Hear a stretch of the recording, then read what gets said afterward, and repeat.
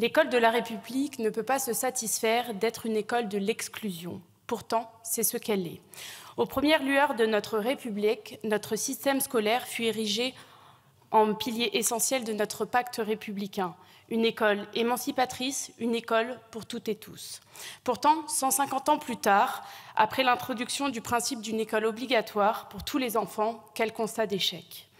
Des enfants, parce que handicapés, en 2025, n'ont toujours pas accès à la même école que les autres. Seuls 27% des élèves handicapés ont plus de 12 heures d'éducation par semaine et un quart n'en ont même pas accès.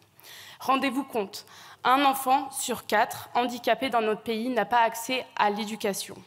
C'est une rupture d'égalité, c'est une rupture de notre pacte républicain.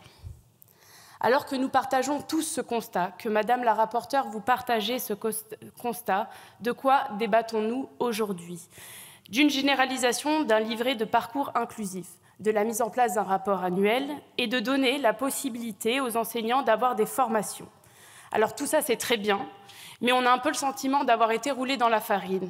Parce que quand on lit le titre de votre proposition de loi, je cite « Renforcer le parcours inclusif des élèves en situation de handicap », on se dit enfin une loi qui va parler des AESH et de comment on va améliorer les conditions de travail et d'accompagnement de ces enfants. On se dit enfin des mesures sur l'accessibilité des bâtiments pour que tous les enfants puissent accéder à l'école et au temps périscolaire.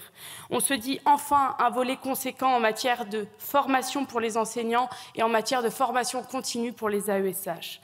On se dit enfin des dispositifs pour renforcer la coordination et la communication entre l'éducation nationale et les MDPH. Pourtant, rien de tout ça dans votre loi, ce qui est bien décevant. Il paraît totalement invraisemblable que l'on ne parle jamais d'accompagnement humain dans cette proposition de loi. Ces accompagnantes, et je dis accompagnantes puisqu'elles sont très généralement des femmes, sont en sous-nombre, très peu payées, souvent à temps partiel imposé, corvéables à souhait, dispersées entre plusieurs établissements, contraintes de suivre plusieurs élèves en même temps. Vous l'avez compris, je parle bien des AESH. Collègues macronistes, si vous ne vouliez pas parler des AESH dans cette proposition de loi, qu'avez-vous fait de notre proposition de loi visant à instaurer un corps de fonctionnaires des AESH? Trop cher, à la poubelle, tant pis pour les élèves. Ce texte n'aborde pas non plus la question des infrastructures et de leur accessibilité, que ce soit les bâtiments publics, les transports pour accéder à l'école ou bien même les logements dans lesquels vivent ces enfants.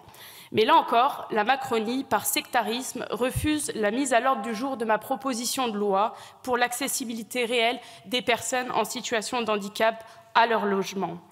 Et que dire de votre proposition aberrante d'instaurer des pôles d'appui à la scolarité, un dispositif qui ne fera que gérer le manque de moyens au lieu de répondre aux besoins réels.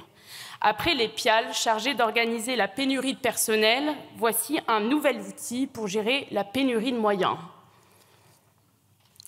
Une idée qui relève bien évidemment d'une vision purement comptable et qui ne sera une véritable catastrophe pour le personnel, pour les élèves handicapés et surtout un retour en arrière de 20 ans en matière d'inclusion.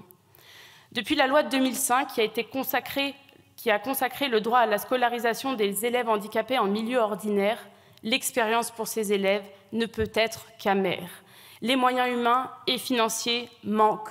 La formation des enseignants manque.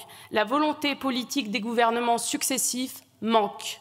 Cette proposition de loi agit comme un pansement sur une école inclusive qui est en train de craquer. Après des années de politique austéritaire et de maltraitance institutionnelle du personnel scolaire, cette proposition de loi montre toute votre hypocrisie. Nous voterons pour votre proposition de loi, maigre, mais nous attendons maintenant des actes concrets. Je vous remercie.